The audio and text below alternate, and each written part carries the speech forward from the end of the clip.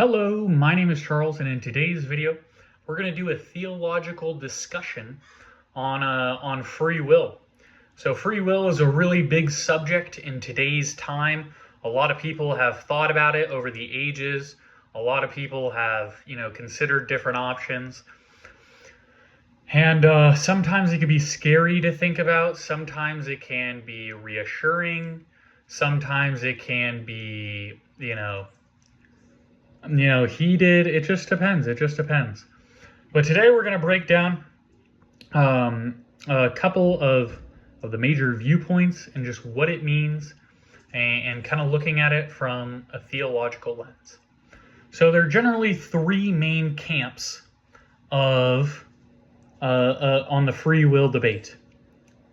The first is there is free will, like the libertarian view, that you can make choices, you're responsible for your behavior, you control what you do, and that's one view. The second view is determinism.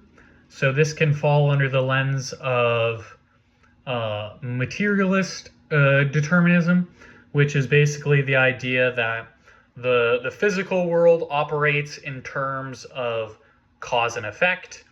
Every effect had a preceding cause. It's like a domino effect from the Big Bang to now. It's just, playing out, and we don't have free will. We are not free to choose. We're not ultimately free to choose. And then the third view, the in-between one, is a compatibilism approach. And this is the compatibilism approach is the idea that we are free in some regard, that free will and determinism can kind of coexist. We're free in some regards, and then in other regards, we are constrained by circumstance, by mental state, etc., etc. So on the free will side, there's a couple of arguments. Theologically speaking, God, in the Christian lens, God gave us free will, and he planted that in our minds so we would make good decisions and we could come to him as a source of love. Another, idea for free will is the argument from introspection. So in the same way, if you stub your toe or you step on a Lego and you say, ow, that hurts, and you feel the sensation of pain within you. Now who is most accurate?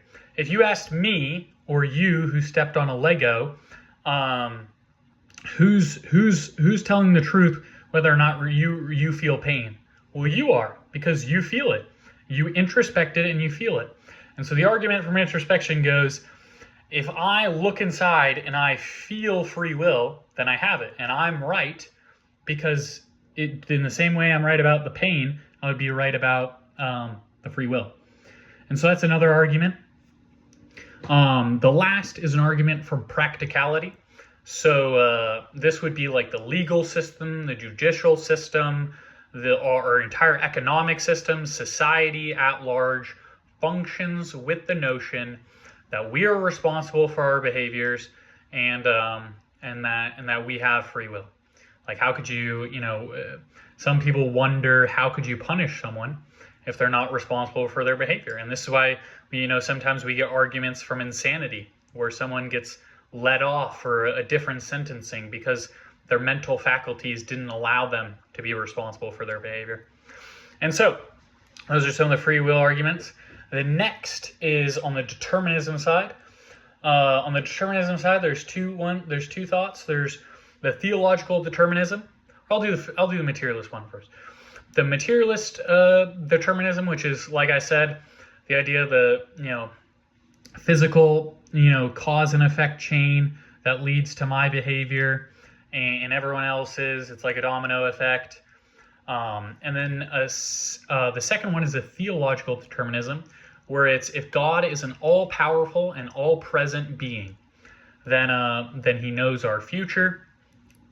Or if he's omniscient, if God is omniscient or all-knowing, then he knows our future, and then he knows what we're going to do, and he decides what goes on, and it just happens through him. So, and the last one, the compatibilism, is kind of just a mix, where it's like the arguments for that would be There are some things that we are free to choose. There are some things where the environment or circumstance constrains us for a couple of choices, and that's that argument. And I think all in all, there are three tiers from the spiritual lens of free will, the journey of freedom, if you will. The first lens is you start with the notion that you have free will, that you are free to choose. There is an apparent feeling, and this is usually derived from the ego, that we have freedom to choose. We know what it's like to choose the cookie or the burrito over the protein shake. So we know that. Then if we look a little deeper, right, the second tier, through philosophical analysis, through looking at neuroscience where they're able to test and know some of our decisions, through theologically looking at things where God's all powerful and all loving and he's all present and all knowing, like naturally he's going to run the show. And then even experientially looking at the fact that if you just sit down, right?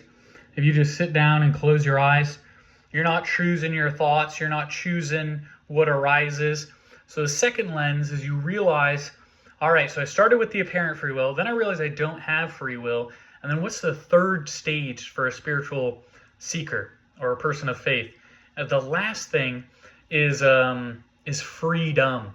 You finally arrive at freedom, where you recognize that the nature of your soul is perfect as it is, that you are in the world, that your body and mind is in the world, but your soul is not of it, and you are not constrained by what happens.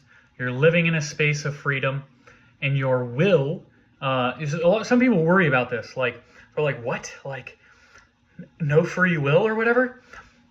The reassuring thing, like if God controls, right? If you are truly embedded and enriched by the love of God, and your ego has become nothing, and you are purely enacting His will, what we see in every major religion that talks about God's will, it is loving, it is kind. You will not make a misstep. People who are furthest on the path, who are enlightened, and are just flowing in God's will not make a misstep. They will not behave irresponsibly. And so that's not to use an excuse.